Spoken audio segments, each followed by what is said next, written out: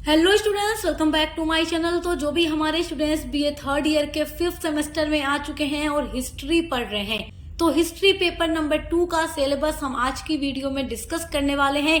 जो आपका new syllabus होगा न्यू बैच के लिए 2026 के लिए, वो सिलेबस हम आज डिस्कस करेंगे। न्यू सिलेबस ऑल यूनिवर्सिटी के लिए, तो आप चाहे किसी भी यूनिवर्सिटी से पढ़ते हो आपका भी सिलेबस यही होगा, क्योंकि नेशनल एजुकेशन पॉलिसी 2020 के अनुसार हर यूनिवर्सिटी का सिलेबस सेम है। यहाँ पर एक बात आपको पता होगी कि जैसे ही आप बीए के थर्ड ईयर में आते हैं, 5th सेमेस्टर में आ जाते हैं, तो आपको अपने हर एक सब्जेक्ट का 2 पेपर देना होता है। इस पर ऑलरेडी मैं वीडियो बना चुकी हूँ कि 5th सेमेस्टर में आपके क्या क्या बदलाव होंगे और आपको कैसे पढ़ाई करनी होगी अपने 5th सेमेस्टर की। 4th सेमेस्टर तक तो आपने हर एक सब्जेक्ट का एक एग्जाम दिया है, लेकिन 5th सेमेस्टर में आकर आप हिस्ट्री पढ़ रहे हैं। मेडिवल हिस्ट्री एक होता है एंशिएंट हिस्ट्री, तो मेडिवल हिस्ट्री वालों बच्चों का हिस्ट्री ही होता है, तो आप हिस्ट्री कहिए या मेडिवल हिस्ट्री कहिए, यानी मध्यकालीन इतिहास। और जो बच्चे एंशिएंट हिस्ट्री पढ़ रहे हैं उनके लिए अलग सिलेबस होता है। तो ये सिलेबस हिस्ट्री वाले बच्चों के लिए है, एंशिएंट हिस्ट्री वाले बच्चों के लिए अलग सिलेबस की वीडियो होगी। तो देखिए, बीए 5th सेमेस्टर हिस्ट्री के पेपर नंबर 1 का जो न्यू सिलेबस है, पेपर का नाम है नेशनलिज्म इन इंडिया, यानी भारत में राष्ट्रवाद। तो इसके पहले वाली वीडियो में मैं उसका न्यू सिलेबस आप लोगों के साथ डिस्कस कर चुकी हूँ, और आज की वीडियो में पेपर 2 का सिलेबस डिस्कस करने वाले हैं। पेपर 2 आपका वैकल्पिक प्रश्न पत्र है। वैकल्पिक प्रश्न पत्र का मतलब होता है कि इसमें आपको 3 ऑप्शन दिए जा रहे हैं। 3 पेपर का ऑप्शन दिया जा रहा है पेपर 2 के लिए। अब आपको इन तीनों पेपर में से कोई एक चूज करना है। आपके सामने तीनों ही सब्जेक्ट का, तीनों ही पेपर का नाम लिखा हुआ है।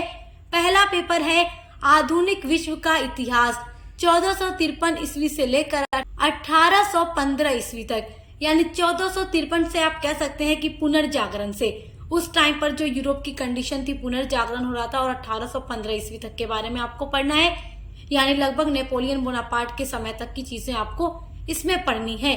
तो ये आप गेस कर सकते हैं कि जब आप लोग 4th सेमेस्टर में थे तो आपका यही सब्जेक्ट था, तो यही चीजें सेम आपको इसमें पढ़नी है। तो आप इसको चूज कर सकते हैं, क्योंकि आप पिछले सेमेस्टर में पढ़ चुके हैं, तो आपके लिए एग्जाम में तैयारी करना इजी होगा। अगर आपका इसमें दिल न लग रहा हो तो आप ये वाला पेपर ले सकते हैं, मध्यकालीन भारत का सामाजिक और आर्थिक इतिहास 1200 ईस्वी से 1700 ईस्वी तक, यानी कि लगभग जो दिल्ली सल्तनत काल था वहां से आपको पढ़ना है, 1200 ईस्वी से, जहां से गुलाम वंश शुरू होता है उसके बारे में, और 1700 ईस्वी तक लगभग आपको पढ़ना है, मुगलों के समय तक की चीजें आपको पढ़नी है।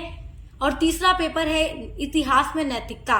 तो इन तीनों ही पेपर में से जो भी आपको पसंद आ रहा हो, आपको देखकर लग रहा हो कि हमारा इसमें इंटरेस्ट ज्यादा है या हम एग्जाम में ये अच्छे से कर सकते हैं, तो आप कोई भी एक पेपर चूज करके अपने हिस्ट्री पेपर 2 में पढ़ सकते हो। और बहुत सारे कॉलेज ऑलरेडी कह देते हैं कि आप यही वाला पढ़ना है तो यही पढ़ना है, ये पढ़ना है तो ये पढ़ना है, मतलब कॉलेज जो दे वो पढ़िए या जिसमें आपका दिल लगे वो पढ़िए। तीनों का सिलेबस आज ही की वीडियो में डिस्कस करेंगे, ताकि जो बच्चा जो पेपर ले तो वो अपने पेपर 2 का न्यू सिलेबस जान सके। पेपर 1 में कोई ऑप्शन नहीं है, नेशनलिज्म इन इंडिया ही आपको पढ़ना है। जो भी डाउट थे वो सब मैं क्लियर कर चुकी हूँ। चलिए अब सिलेबस पे चर्चा करते हैं। सबसे पहले हम देखेंगे आधुनिक विश्व का इतिहास 1453 ईस्वी से लेकर 1815 ईस्वी तक का सिलेबस। इसमें भी आपकी टोटल 8 यूनिट्स हैं और बहुत ही आसान ये आपका पूरा सिलेबस है, बहुत ही आसान सारे टॉपिक हैं। पहला यूनिट है आपका 15वीं शताब्दी की शुरुआत में यूरोप की राजनीतिक और धार्मिक संरचना। तो जब 15वीं शताब्दी शुरू होती है उस टाइम पर यूरोप की कंडीशन कैसी थी, जो धार्मिक और राजनीतिक स्ट्रक्चर था यूरोप का वो किस तरीके से था, तो ये सारी चीजें आपको पढ़नी है यूनिट नंबर 1 के अंदर। सब कुछ आपको हमारे चैनल पे समझाया जाएगा, पढ़ाया जाएगा, तो आपको टेंशन बिल्कुल भी नहीं लेना है, सभी के लिए वीडियोस अपलोड होगी यहाँ पर। सेकेंड यूनिट आपका है पुनर्जागरण। पुनर्जागरण यानी रेनेसा, इसके कारण, विशेषता और प्रभाव। पिछले सेमेस्टर में 4th सेमेस्टर में भी आपने आधुनिक विश्व का इतिहास अपने मेजर सब्जेक्ट में पढ़ा है, और यूनिट नंबर 1 में आपका यही टॉपिक था, तो आप पढ़ चुके हैं, वो वीडियो चैनल पे हमारे अपलोड है। तो सेम वही टॉपिक यहाँ पर आपको दिया जा रहा है, पूरा वही सेम सिलेबस यहाँ पर है, एक ही 2 टॉपिक चेंज है। जैसे पहला यूनिट चेंज है, बाकी दूसरा वाला यूनिट देखिए सेम वही है। पुनर्जागरण होने के क्या कारण थे, क्या इसकी विशेषता थी, क्या इसके प्रभाव थे, ये सारी चीजें आपको यूनिट नंबर 2 में पढ़नी है। यूनिट नंबर 3 में आपको पढ़ना है यूरोप में धर्म सुधार आंदोलन और मार्टिन लूथर की भूमिका। यूरोप में धर्म सुधार आंदोलन जो हो रहा था, जिसकी शुरुआत मार्टिन लूथर ने की थी, जो कि जर्मनी के निवासी थे। तो मार्टिन लूथर ने क्या भूमिका निभाई धर्म सुधार आंदोलन में, और कैथोलिक चर्च में व्याप्त भ्रष्टाचार और बुराइयों को समाप्त करने के उद्देश्य से जो इन्होंने आंदोलन चलाया, प्रोटेस्टेंट संप्रदाय या प्रोटेस्टेंट आंदोलन, उन सभी चीजों के बारे में आपको पढ़ना है। और क्या कारण थे या फिर क्या परिणाम निकलते हैं धर्म सुधार आंदोलन के, वो सारे टॉपिक आपको यूनिट नंबर 3 में पढ़ना है। और ये वाला टॉपिक भी आप 4th सेमेस्टर हिस्ट्री में पढ़ चुके हैं, मैं आपको पढ़ा चुकी हूँ। यूनिट नंबर 4 में आपको पढ़ना है धार्मिक युद्ध के बारे में। जो धार्मिक युद्ध हुआ, यानी जो 30 साल का युद्ध था जिसको कहते हैं, उसके बारे में आपको पूरा डिटेल में पढ़ना है यूनिट नंबर 4 के अंदर। यूनिट नंबर 5 में आपको पढ़ना है गौरवशाली क्रांति, इंग्लैंड की क्रांति जिसको कहते हैं, यानी इंग्लैंड में जो रक्तहीन क्रांति हुई या श्वेत क्रांति जो हुई, जिसको शानदार क्रांति के नाम से भी इतिहास में जानते हैं, जो कि 1688 ईस्वी में जेम्स द्वितीय के शासनकाल में संपन्न हुई थी। तो गौरवपूर्ण क्रांति या गौरवशाली क्रांति के बारे में आप पढ़ चुके हैं। विश्व की पहली राजनीतिक क्रांति थी इंग्लैंड की ये क्रांति। और इंग्लैंड में कैबिनेट प्रणाली का विकास कैसे हुआ। तो जब इंग्लैंड की क्रांति 1688 ईस्वी में संपन्न हो जाती है, उसके बाद वहां की सारी संरचनाएं बदल जाती हैं। सब कुछ मैं आपको 4th सेमेस्टर में पढ़ा चुकी हूँ। तो आपके लिए ये सिलेबस काफी ज्यादा आसान होगा, क्योंकि पिछले सेमेस्टर में आपने पढ़ा हुआ है ये सारा टॉपिक। तो पेपर 2 में काफी अच्छा ऑप्शन है आपके लिए। यूनिट नंबर 6 देखिए। यूनिट नंबर 6 में आपको पढ़ना है 18वीं शताब्दी में औद्योगिक क्रांति। औद्योगिक क्रांति भी आप पढ़ चुके हैं 4th सेमेस्टर हिस्ट्री के अंदर। तो देखिए, औद्योगिक क्रांति जो कि 18वीं शताब्दी में संपन्न हुई थी और इसकी शुरुआत इंग्लैंड से ही हुई थी। तो इंग्लैंड में ही आखिर क्यों औद्योगिक क्रांति हुई, ये एक प्रश्न बन जाता है आपके लिए महत्वपूर्ण, कि इंग्लैंड में ही औद्योगिक क्रांति सर्वप्रथम क्यों। तो इसके बहुत सारे कारण थे, क्या थे, सब कुछ मैं आपको पढ़ा चुकी हूँ, आपने हमारे साथ पढ़ा हुआ भी है। और जो बच्चे पहली बार चैनल पे अभी आए हैं, तो वो तो हमारे साथ नहीं पढ़े होंगे, तो हमारे साथ जुड़ जाएं ताकि अच्छे से क्लासेस अपनी कर सकें। तो औद्योगिक क्रांति के बारे में सब कुछ आपको पढ़ाया हुआ है इससे पहले सेमेस्टर में। इस बार भी सब कुछ आपको दे दूंगी क्लासेस, ताकि आप लोग फिर से अच्छे से अपनी टॉपिक को तैयार कर सकें और एग्जाम में कैसे क्वेश्चन आएगा, तो अब से मैं आपको वीडियोस बना के दे दूंगी। जो बच्चा तीनों में से, यानी तीनों पेपर में से जो भी पेपर चूज करके पढ़ेगा, सभी पर कोशिश करूंगी मॉडल पेपर की वीडियोस, महासंग्राम रिवीजन क्लासेस आपको एग्जाम तक प्रोवाइड करा दूं, ताकि आप लोग तैयारी अच्छे से कर सकें। यूनिट नंबर 7 में आपको पढ़ना है फ्रांसीसी क्रांति के बारे में, फ्रेंच रिवॉल्यूशन के बारे में आपको पढ़ना है। इसके क्या कारण थे, इसका क्या महत्व था और विश्व पर फ्रांस की क्रांति का क्या प्रभाव पड़ा। तो फ्रांस की क्रांति कोई विश्व में अनहोनी घटना नहीं थी, ये सदियों से चली आ रही आर्थिक शोषण और हर तरीके के शोषण का एक परिणाम थी। फ्रांस की क्रांति में आपने देखा ही होगा कि किस तरीके से जो समाज के निम्न वर्ग थे उनका शोषण किया जाता था, उनसे अधिक अधिक कर लिया जाता था, और जो पूंजीपति या उच्च जाति के लोग थे, यानी जो फर्स्ट स्टेट्स में आते थे, पादरी, सामंत वगैरह, उन पर तो कोई टैक्स था ही नहीं। तो बड़ों पर टैक्स नहीं था, गरीबों पर टैक्स भरपूर था। तो ये सब एक असमानता थी और उनका शोषण भी बहुत होता था। तो ये सारी चीजें आप पढ़े हुए हैं और बेहतर तरीके से आपको फिर से सब कुछ पढ़ाया जाएगा सक्सेस मास्टर पॉइंट पर। तो फ्रांस की क्रांति बहुत इंपॉर्टेंट टॉपिक है एग्जाम के लिए। तो ये यूनिट नंबर 7 में आपको पढ़ना है।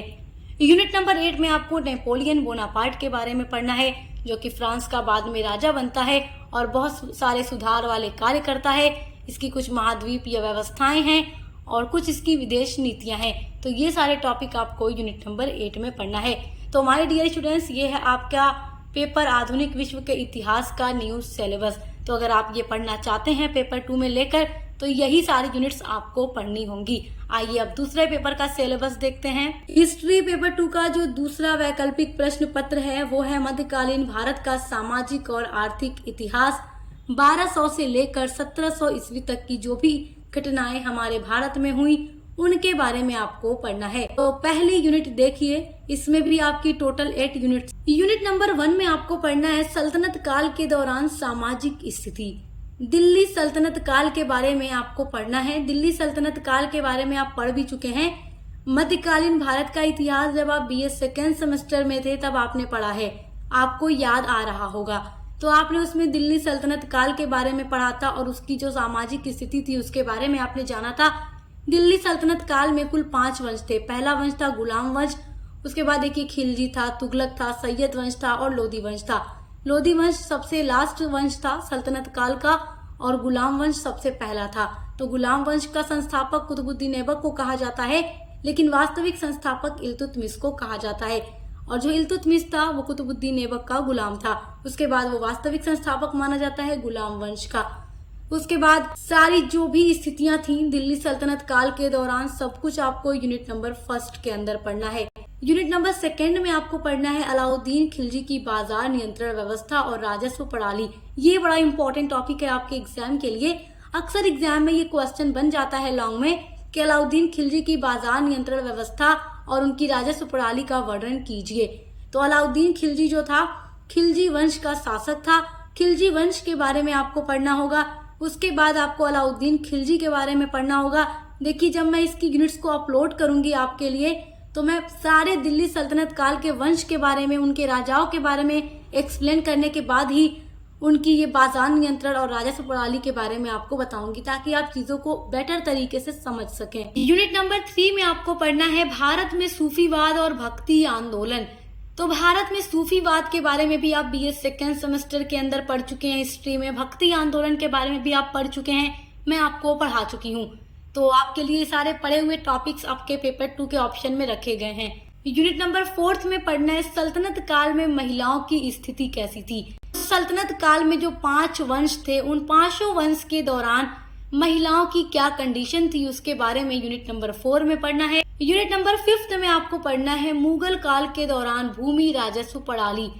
देखिए जब दिल्ली सल्तनत काल का वंश खत्म होता है, मतलब दिल्ली सल्तनत काल खत्म होता है, लोधी वंश आखिरी वंश था दिल्ली सल्तनत काल का, उसके बाद मुगल वंश की नींव डाली जाती है बाबर के द्वारा। तो मुगल काल में जितने भी शासक आए, सभी शासकों के दौरान जो राजस्व प्रणाली थी भूमि की, वो किस तरीके की थी, उन सब चीजों के बारे में आपको पढ़ना है यूनिट नंबर 5 के अंदर। तो मैं ये सारी चीजें आपको पढ़ा भी चुकी हूँ BA सेकेंड सेमेस्टर में, बट फिर से आपके लिए सारी क्लासेस प्रोवाइड कराई जाएंगी आपके 5th सेमेस्टर पेपर 2 के लिए। यूनिट नंबर 6 में आपको पढ़ना है मुगल काल में वाणिज्य और व्यापार की क्या कंडीशन थी, तो ये आपको पढ़ना है। यूनिट नंबर 7 में आपको पढ़ना है मुगल काल के दौरान बैंकिंग प्रणाली का विकास कैसे हुआ। तो ये सारी चीजें यूनिट नंबर 7 में आपको पढ़नी है।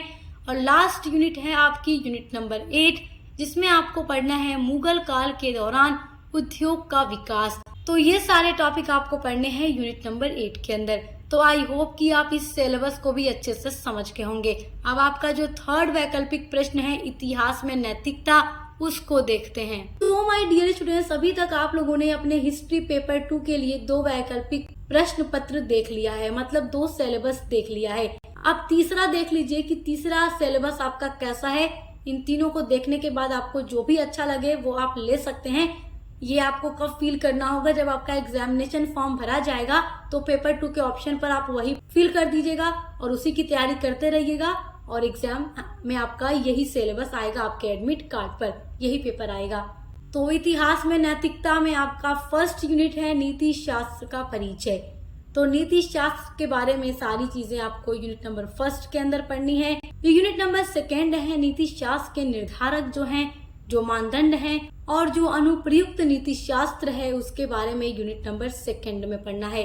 3rd यूनिट है आपकी नीति शास्त्र को समझने के लिए विभिन्न प्रारंभिक भारतीय दृष्टिकोण।